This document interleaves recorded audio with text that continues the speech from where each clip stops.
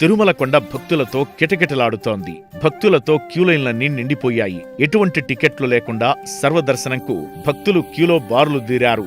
టోకెన్లు లేని భక్తులకు స్వామివారి దర్శనం కోసం సుమారు 15 గంటలు పడుతోంది. భక్తుల రద్దీని దృష్టిలో పెట్టుకుని అందుకు తగిన ఏర్పాట్లను టీటీడీ అధికారులు చేశారు. స్వామివారిని 73,246 మంది భక్తులు దర్శించుకున్నారు. 28,133 మంది భక్తులు తలనీలాలు సమర్పించుకున్నారు. భక్తులు సమర్పించుకున్న కానుకల ద్వారా హుండీ ఆదాయం 4.35 కోట్లు వచ్చిందని టీటీడీ సిబ్బంది తెలిపారు.